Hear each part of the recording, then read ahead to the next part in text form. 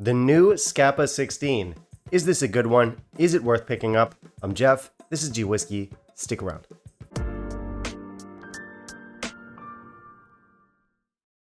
Alright, so it's Scapa 16 today. This is a review that I've been looking forward to for a while. Ever since they announced last year that they were coming out with a new line, I've been, well, giddy. Yay! Not because I really love the brand. I don't hate them. I think they're really good. What I think their issue is especially with their OB line, there are a lot of untapped potential.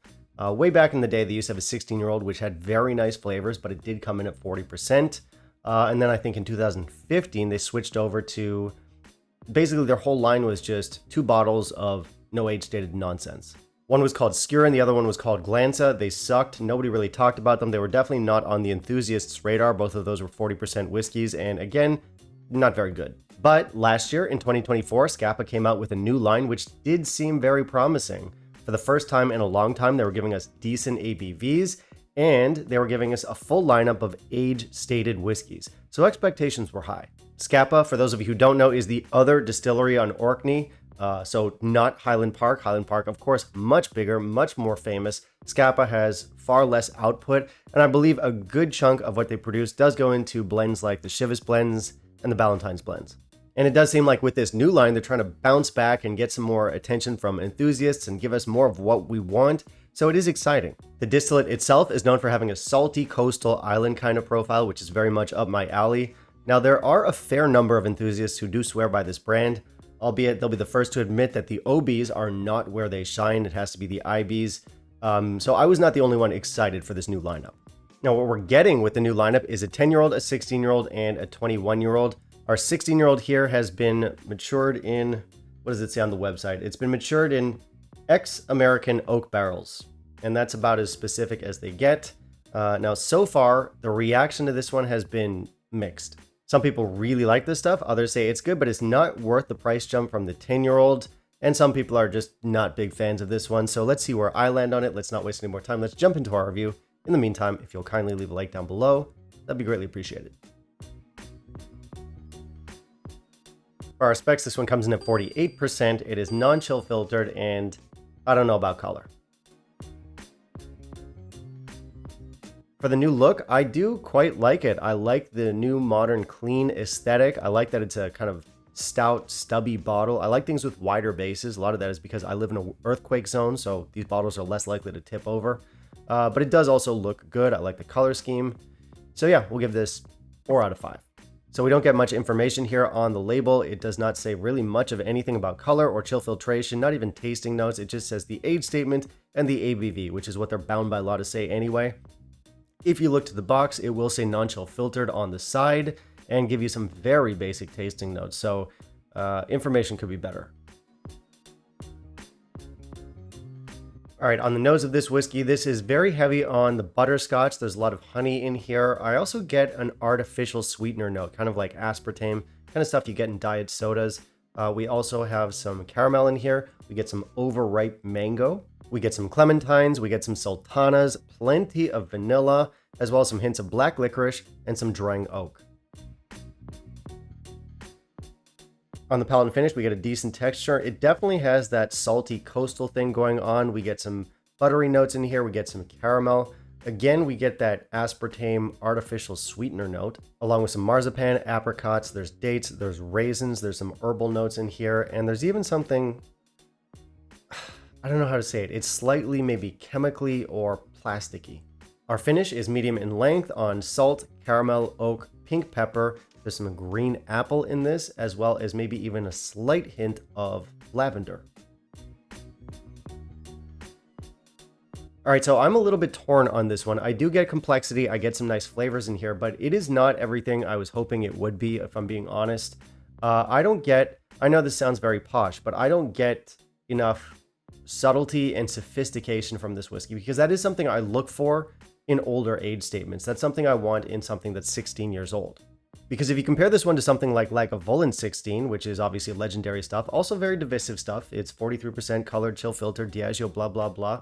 But you taste, in the Lagavulin, you taste every bit of those 16 years. The age refines it. It gives it subtlety. I don't get enough of that here. Also, in terms of texture, good. It does have a decent texture, but I do wish this was more mouth coating. Now, this is not something that I discuss much on the channel. I don't think most channels or most reviewers really talk about it. I have a friend who's very sensitive to this kind of thing. I'm not, but where a whiskey hits in your mouth is actually a thing. Some are very mouth coating, they kind of hit everywhere. Some just send off, like, ping off specific sets of flavor receptors, if that makes any sense.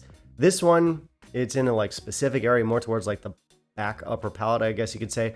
Let me know if I'm making any sense at all to you. But yeah, I do wish this was more mouth coating, I guess is my point.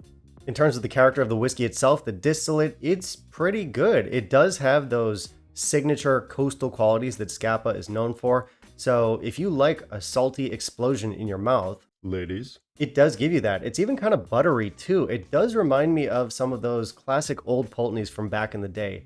I was a 17, the 21. I used to love those whiskeys.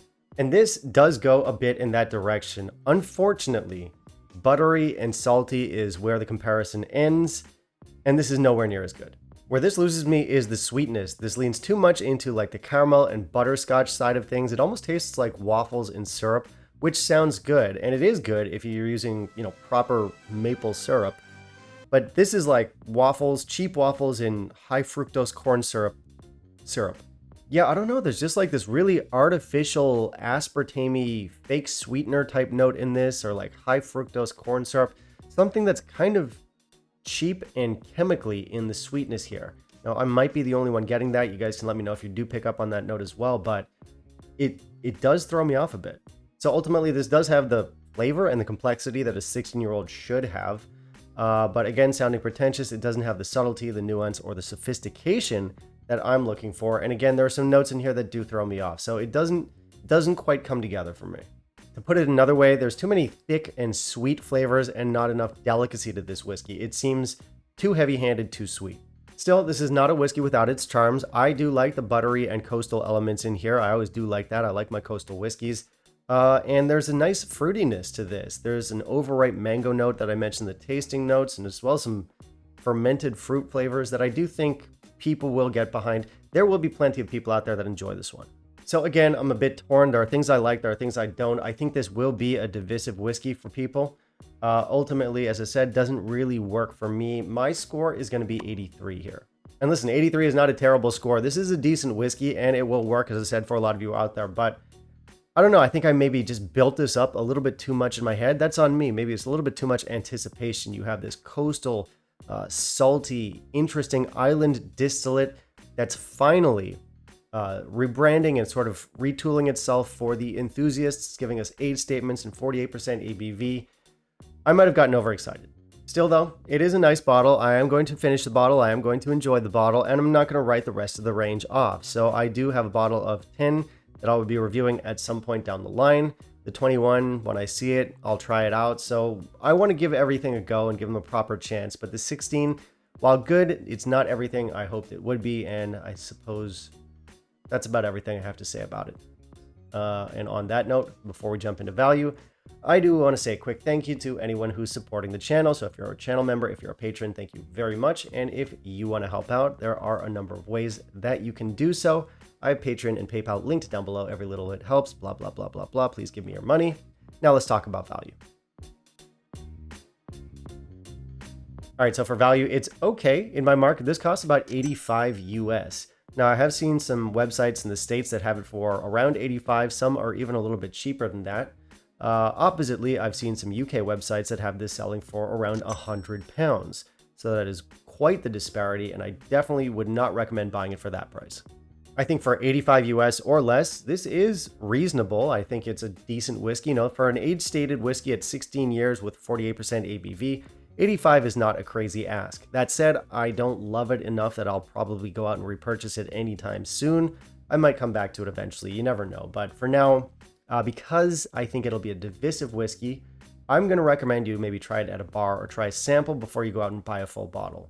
But luckily, it is not crazy expensive for what you're getting with the specs. So ultimately your call, right? And that'll bring us to the end of the video, guys. Thank you very much for watching. And this will be an interesting comment section. Have you tried Scapa 16? What were your thoughts? How much did you pay? Was it worth it? Also, if you've tried the 16 along with the 10, how do those compare? Which would you recommend? Which is better bang for buck? Let me know all of that down below. Finally, down below, you can also let me know what you want to see me review down the line, and I will keep that in mind for my upcoming videos. Catch you in the next one. Bye, guys.